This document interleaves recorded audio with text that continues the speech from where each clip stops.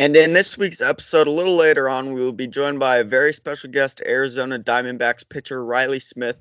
But before we get into that guest appearance, the trade deadline just finished up on Monday. So let's touch up on that a little bit. Here are some of the bigger trades. Starling Marte went to the Mariners, Archie Bradley to the Reds, Kevin Pillar to the Rockies, Todd Frazier to the Mets, Robbie Ray from the Diamondbacks to the Blue Jays, Jonathan VR to the Blue Jays, and then finally, last but not least, Mike Clevenger to the Padres.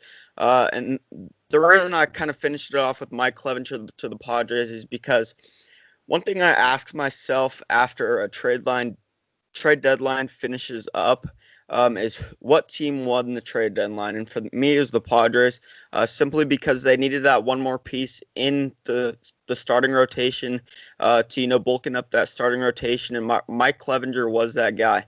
They already have the offensive production with the bomb squad with Will Myers, Tatis, Hosmer, and Machado, so I don't think they needed any more offensive pieces as far as that goes. But when it comes to pitching, they were already pretty dominant on the pitching side of things, but they just needed that one or two more guys, and Mike Clevenger was that for them. Yeah, I agree. If you ask me who won the deadline, I'd say the Padres too. Yeah, Like you said, pitching is what carries you through the playoffs, and right. that's going to be kind of your backstop because no matter who you once you get deeper into the playoffs, like you're going to be facing good pitching, so you're going to have to win those 1 and 2 run ball games. A Yeah, lot of times your starter can really change the dynamic of a game. Obviously, you look at Houston. They had Greinke and Verlander, and like those yeah, guys completely can shut down an offense. So yeah, yeah, I'm with you there. I think he's nasty. He's a great pickup for them. So it'd be interesting to see if they can catch the yeah, Dodgers. yeah. But you know, it really only takes a good series against maybe the Dodgers, to get through the playoffs against them. So we'll see what happens. Yeah, I see the Padres going, deep into the postseason and, even possibly contending for a World Series championship with that how electrifying they're playing right now. Mike Clevenger even was like, once he got traded, he was like, "This, I'm hyped. This is the most electrifying team in the MLB right now." Like they're on more of a hot streak than the Dodgers, so I can see them definitely contending with the Dodgers. I'm not saying it's going to be a blowout that the Padres are going to blow out the Dodgers, but I can definitely see them contending for a World Series spot this season. Yeah, and Rockies have taken a turn south. Other, against or at least my prediction. But we've still got some time left. We'll see what happens. But I think that second place in the NL West will be kind of an interesting spot. Yeah. So we'll see what happens. But Padres definitely made some moves to take over that spot. Yeah, while we're on the topic of the Rockies, they just unfortunately lost 23-4 yesterday. Drew Butera, their catcher, pitched to close out the game. He got a punch out, so that was big for them. So that was pretty interesting. Yeah, the Rockies, they can definitely they can tef- can they can definitely contend for even a playoff spot. I don't know about a World Series spot up to this point, but they can definitely get off to a hot streak. They definitely have the talent. It's just consistency side of things. Charlie Blackmon's hitting 168 in the past 7 games. Both Nolan Arenado and Trevor Story are hitting sub 300 in this season. But I mean, they all have the talent to and capabilities to perform to the level that they're expected. It's a young and dominant starting rotation. Their bullpen isn't bad as it looks on the papers. They definitely have the capability to perform to how they did at the beginning of the season. They got off to an 11-2 start. That just shows how good of a team they can be. It's just a tough slump right now. It's a 60-game season, so if they can get off to a hotter start, if they can get off to a hot stint like they did at the beginning of the season, they can get a playoff spot. Yeah, I don't think they're completely out of it either. Like you said, they're 11-2 to start. They're capable of doing it again. Yeah, And you really gotta, after a day like yesterday, for the guys who had the misfortune of pitching in yeah, that game, you got to look beyond the numbers at this right. point because like Diaz and Hoffman and even Gray, they're just not going to get the innings to Yeah. really, be reflective of, the total performance. So, they got to look past that and, just move on and focus on winning one game at a time. Yeah, I can agree with you there, Christian. And now that we wrapped up that, let's kind of move on to the guest appearance side of things with the Arizona Diamondbacks pitcher and LSU alum Riley Smith. What's up, everybody? Today we are joined by Riley Smith, currently pitcher for the Arizona Diamondbacks. Attended Hudson High School in Lufkin, Texas. Went on to play at San Jacinto Junior College for 2 years. Was drafted by the Pirates after his second year in the 31st round, but instead chose to transfer to LSU after his junior season at LSU. Was drafted by the Diamondbacks. Same round I was, 24th round. Spent his first professional season as a reliever, short season A, then spent most of his time the next year as a starter between short season and low A. Next year is in high A in beautiful Visalia, California, where I spent a little bit of time. Next year, he spent some time or split time between double A and triple A last year. Most recently, just made his major league debut a week ago against my former team, the Rockies. Riley, thanks for coming on with us. Yeah, I appreciate y'all having me. Yeah, so congrats on making your debut. That's got to had to be an awesome feeling. Tell us a little bit your debut story. Everyone's got a slightly different one.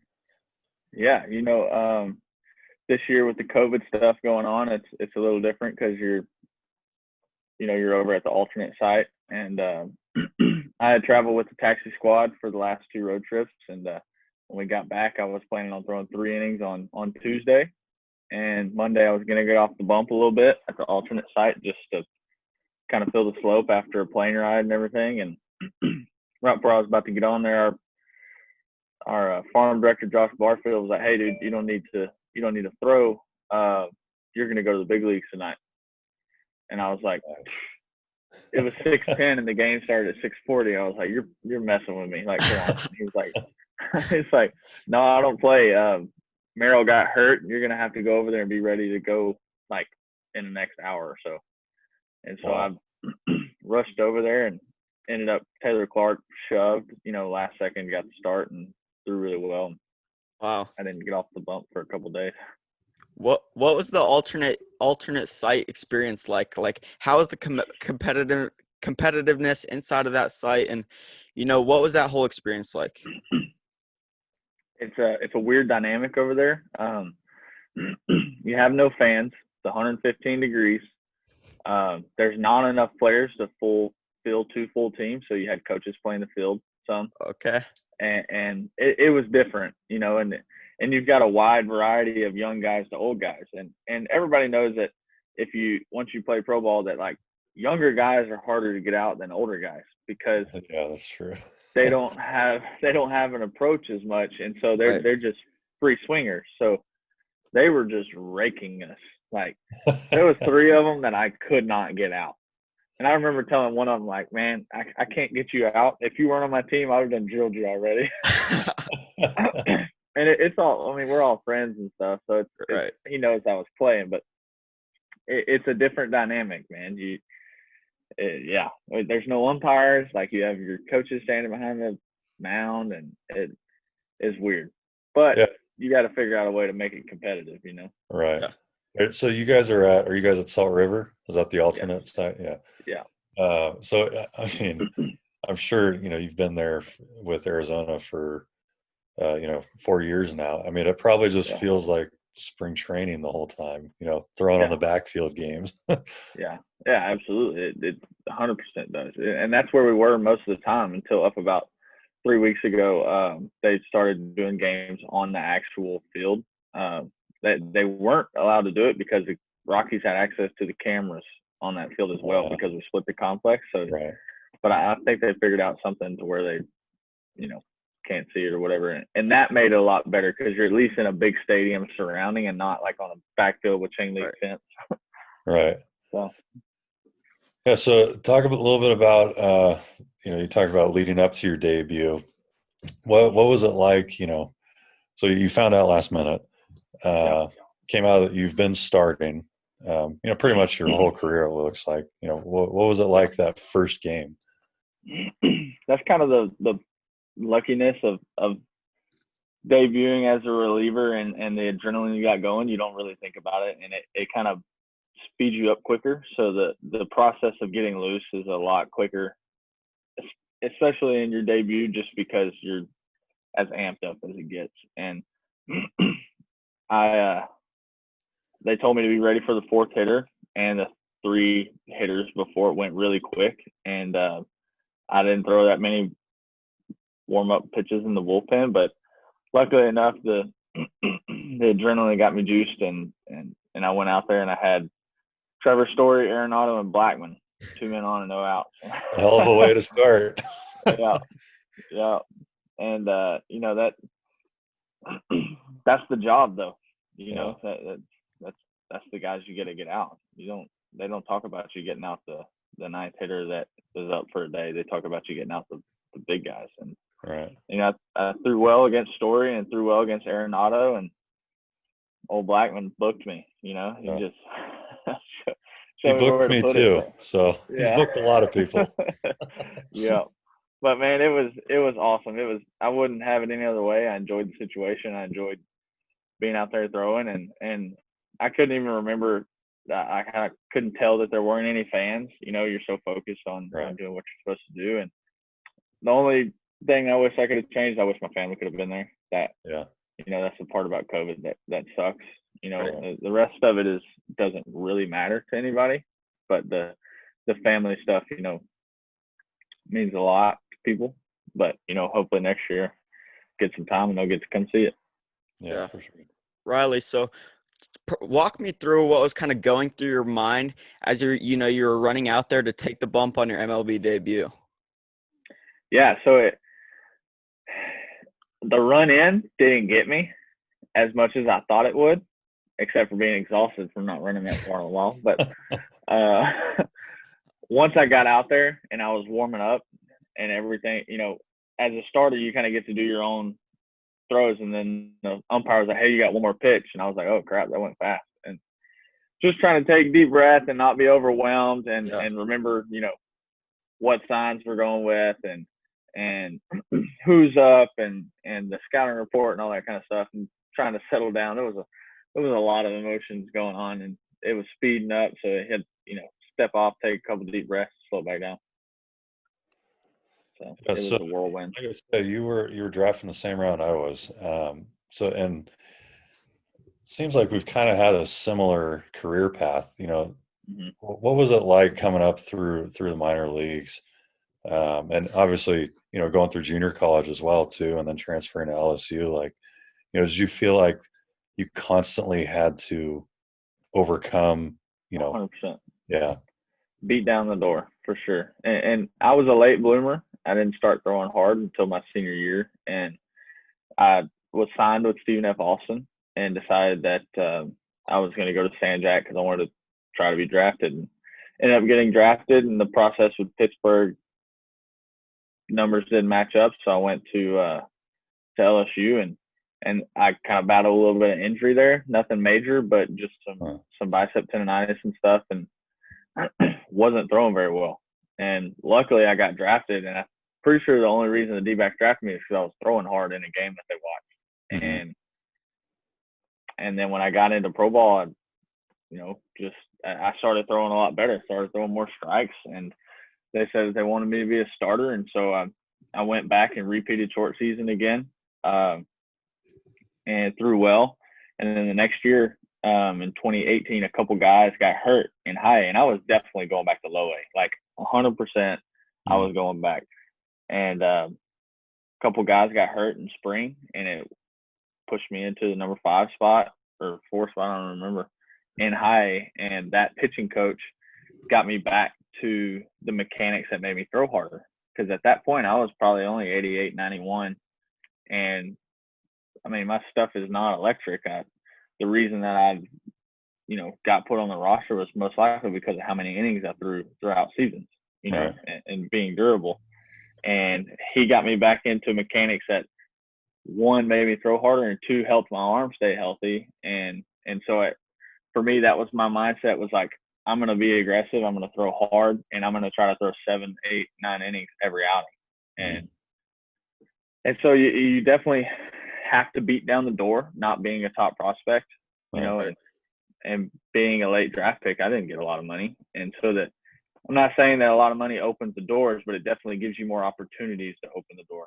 Right. And so being a later round pick, I knew that I was going to have to absolutely beat the door down, like do everything I possibly can to get an opportunity, you know, and did really well last year and got blessed enough to get put on the roster, and, you know, some things worked out this year, and it's unfortunate for other people that injuries opened up a door for me, and, you know, try to take advantage of it.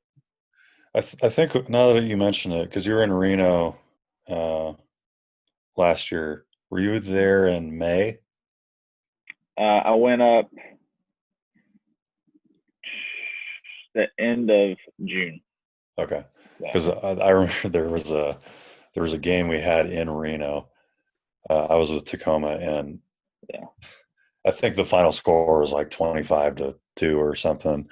So Moss hit like 4 homers, 2 of them were off me. Like, so what was it like going to a place like Reno? Because I absolutely hate that place. It is such a hard place to pitch. You know, how did you approach it? You know, I had heard all the rumors, you know, that fall flies, you're going to give up so many home runs. My first outing with Reno was in Vegas. I gave up 9 runs and not 1 home run. So I was like, all right, this is a joke. Like, this hype is just going to tear stuff up. So I just tried not to buy into it. And I had 2 really good catchers there for majority of the season. Caleb Joseph got 5 years with the Orioles, and John Ryan Murphy. I mean, he was the guy that caught Mariano Rivera's last save. You know, those 2 guys helped me a lot with not buying into the elevation and, hey, the ball is going to fly and you're going to give up 5 home runs a game. I'm a sinker ball guy. So if I keep the ball below the zone, if they hit it out, they meant to hit it out. Like, it was going to be a homer anyway. Right. And so I just tried to keep the ball bottom of the zone and keep them off balance, and, you know, in positions to where they could get a cheap home run. You just kept it on the side of the plate where it's harder to do damage. And if they booked me, they should have booked me in the first place, you know. And I enjoyed it there, man. I like the outdoors, and that area is beautiful, and Reno's a sick place to play. It sucks for pitchers sometimes, but it was awesome. I enjoyed it. Yeah. At what point in your playing career did you kind of realize, you know, this is something that I could advance to the next level, possibly play at one of the most prestigious colleges in the nation, saying LSU, and then, you know, advance to playing pro baseball in the minors, and then now obviously with the Diamondbacks? Yeah, you know, that kind of that all happened really, really quick. My junior year of high school, I was throwing like 78 miles an hour, 80, and I pitched really well. I only walked like 3 people that year, and didn't give up very many runs. And my high school coach was like, hey, you know, I was probably 6 foot at the time. He's like, if you can develop, you know, a little bit more and throw harder, you have a chance to go play college baseball. And so I had went to the baseball ranch with Ron Woolforth a couple years before that. And I just set up shop in my garage and started doing as many functional and just overall body strength exercises to make myself a better athlete on the mound, to use my body a little more. And it kind of ticked up over the following months, and I went to a summer league game at Stephen F. Austin, which is in Nacogdoches, about 20 minutes from where I live in Texas. And I threw 87 in the game, I think, and they offered me a 65% scholarship. And I was like, yeah, I'm coming. Like, I committed on the spot, you know. And my velo continued to tick up, and I had a pro scout. It was actually Rusty Pendergrass, which is the Arizona Diamondbacks scout for that area. He was the first person to give me a questionnaire, and he was like, hey, I think it might be smart for you to go to a junior college. I think that you progress late, and your progression might even advance over the coming years, and you don't really want to be locked down to a 4-year that you might. He said outgrow, which I don't think I would have ever outgrown SFA. I think it would have been a great spot, enjoyable. Right. But if my overall goal was not to be a college baseball player, I wanted to play pro. That had been my lifelong goal. And whether it felt realistic or not at the time, that was still what I was striving for. Yeah. And so I went to San Jack and pitched really well that first year. And I went to another pitching coach and started throwing a little bit harder, and actually got ranked like top 3 junior college pitcher. And I was like, oh shoot, this is actually like real. Like, I'm not just some bum throwing at junior college. I might actually have a chance at getting drafted, and ended up getting drafted. And I didn't want to sign that year. I'm really glad I didn't, because I'd have been out of pro ball, but I'd have been out quick. What do you think the difference was between signing that year and signing the next year? Yeah. Well, I could overpower guys at San Jack. I mean, I had a heater and a changeup basically, and if I mixed in the changeup every now and then, it kept them off my fastball. And you can't do that at LSU. Them dudes will turn around on you just as quick as you throw it. And I learned a slider there, and it's still the same slider that I have, just it's a little bit better now. And it just developed me more into a mature and know the game a little bit better. And just instead of being a thrower, I kind of became a pitcher. Yeah. I was a pitcher when I was 78, 80 because I had no option. But once I started throwing harder, you get away from that, Right. So you kind of really hit every level as far as, junior college, Division I. What was the biggest jump, including like from high school all the way to the big leagues? For me, it was AA to AAA. That was when I saw the biggest gap in like, oh, these guys have a plan. These guys hit good pitches and they crush mistakes. Yes. I would definitely agree with that. I think that one also, compared to low A to high, I thought that was a big one, just because guys, that was kind of the point where guys would crush mistakes. They didn't put as good as swings on great pitches, but they crushed mistakes. But definitely AA to AAA. I mean, the bats that they string together are much better than the ones in AA. Guys will still swing, out of their shoes at pitches that they think are in the zone and they're not. But in AAA, I noticed that guys would still put good swings on great pitches, and it became more of a matchmaking game of throwing to their weaknesses, and you have to be able to throw balls in certain areas, like 100%. There's no getting around it.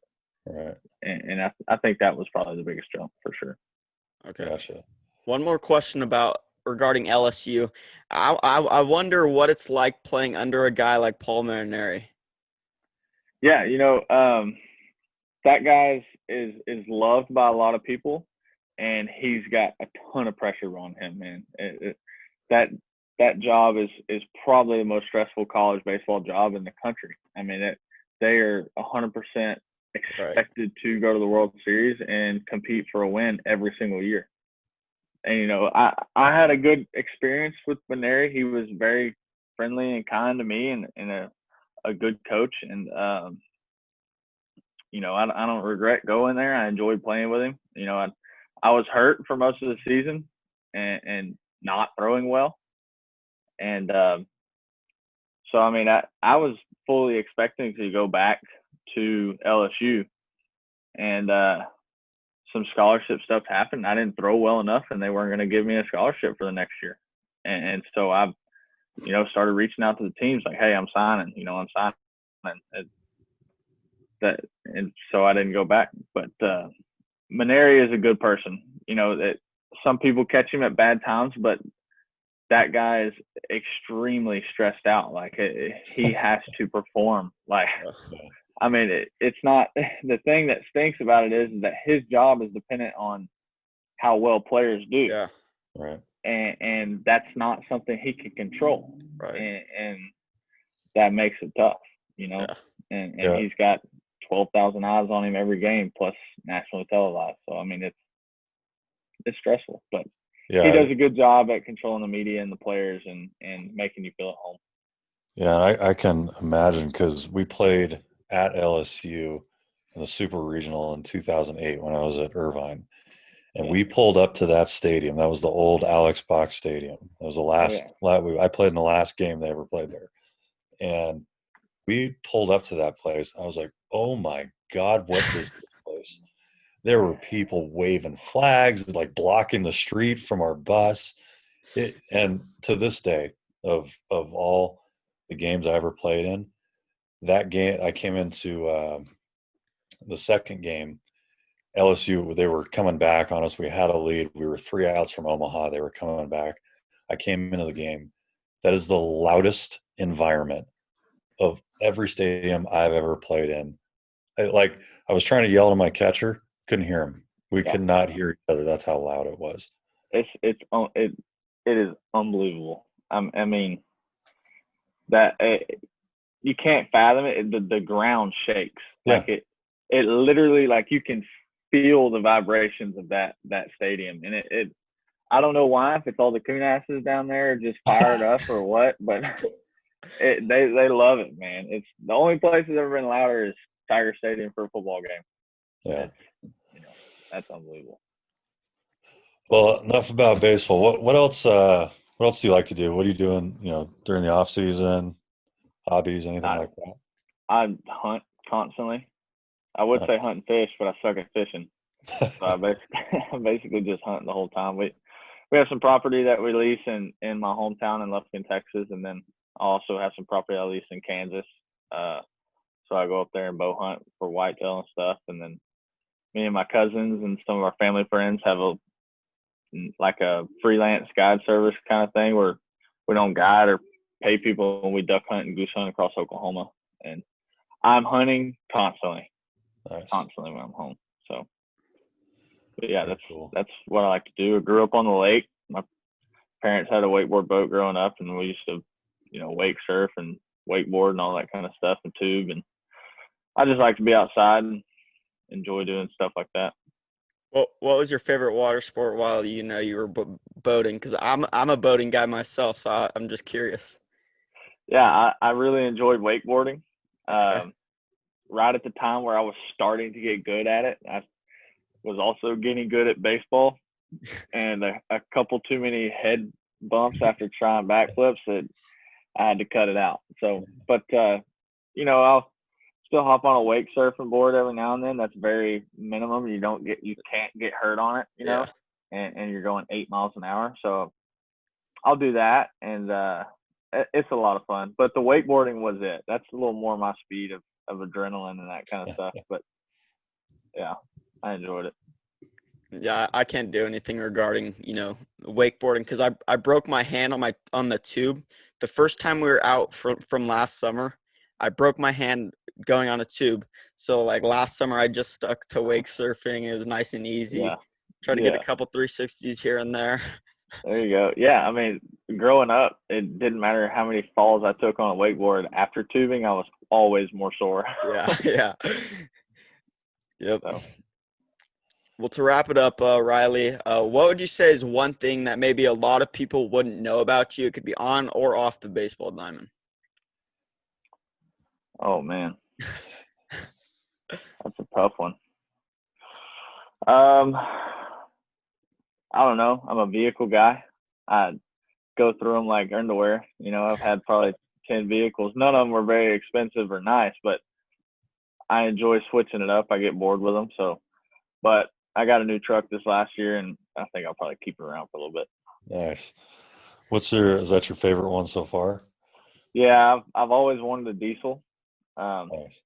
And so I bought a Dodge Cummins this year, and I really liked it. But I had a Mustang GT, and it was a lot of fun. But I'm a redneck, so that didn't last very long.